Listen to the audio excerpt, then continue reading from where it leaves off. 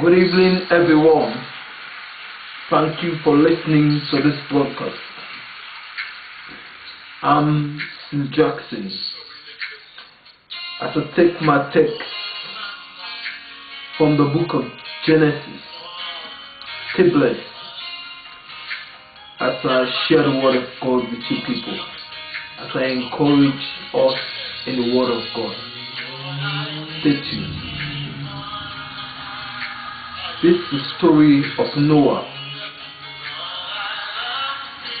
And it come to pass, when men began to multiply on the face of the earth, and daughters were born unto them, that the sons of God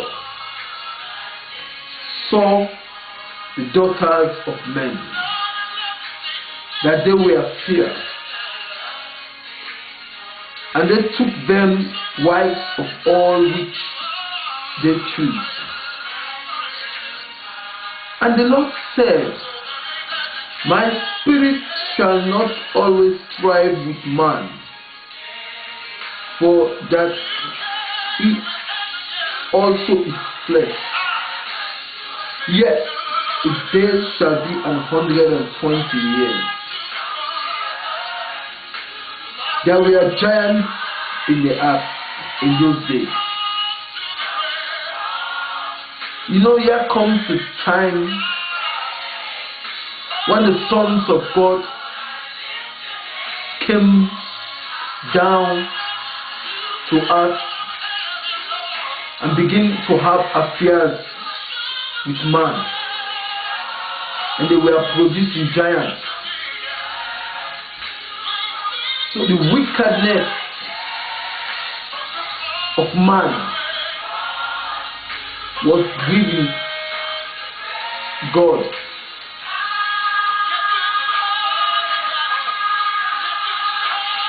That the sons of God saw the daughters of men, that they were fair, and they took them wives all which they chose. And the Lord said, My spirit shall not always strive with man, for that he also is flesh. So it's like the Spirit of God was grieved of what man was doing. But Noah, in verse 8, found grace in the eyes of the Lord. Noah found grace in the eyes of the Lord. Even when the Spirit of God was not pleased with man, but there was a man who was standing in the gap, whom God looked upon and found grace. If not for Noah, all of mankind will have wiped away.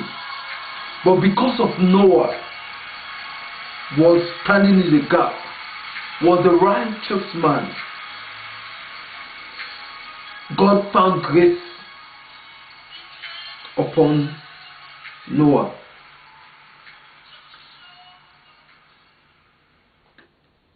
He found grace upon Noah.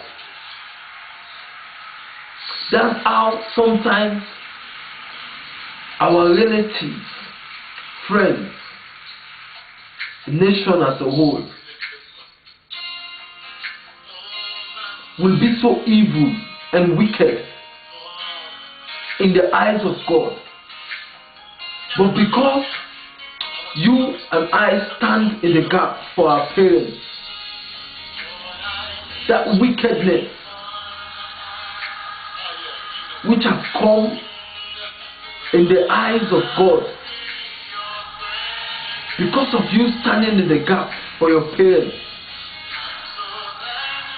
for your relatives who are not saved,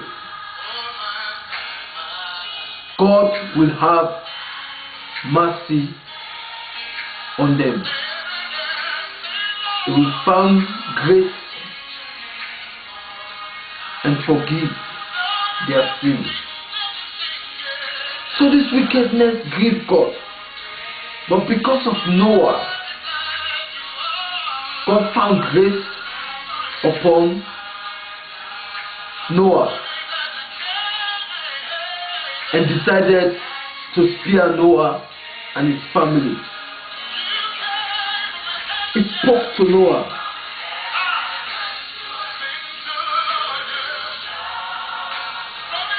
And God saw that the wickedness of man was great in the earth, and that every imagination of the thoughts of his heart was only evil continually. And it repented the Lord that he had made man on the earth, and it grieved him at his heart. And the Lord said, I will destroy man whom I have created from the face of the earth, both man and beast, and the creeping thing, and the fowls of the air, for it repented me that I have made them. But Noah found grace in the eyes of the Lord.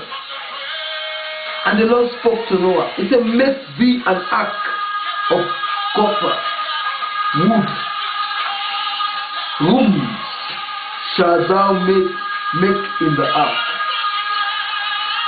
and shalt pitch it within and without with pitch. So the Lord spoke to Noah to make an ark as the Lord directed him to preserve mankind, because Noah decided to stand in the gap, and he was holy and was a righteous man. God decided not to wipe the whole of human race, but to preserve Noah and his family. And behold, even I, do bring a flood of water upon the earth to destroy all flesh, wherein is the breath of life. So God decided to bring flood upon the earth. God decided to bring flood upon the earth because of the sin of the people. But because Noah was standing in the gap, God would have destroyed the whole of human race. But because this man Noah was righteous, he decided to preserve Noah and his family and continue his covenant with Noah. So you, as a child of God, even when you have your extended family relations, even as a nation, the reason why God is preserving the nation, it's not for the wicked people, it's for the righteous. Because when the righteous cry, the Lord heareth the prayer of the righteous. But the Lord turns his face from the prayer of the wicked. So we, as righteous people, need to stand in the gap for the nation as a whole, for our personal relatives, family members who are not saved. It was recorded in the book of Job that when the sons of Job go out, we are partying, Job will be preparing sacrifice for his children in case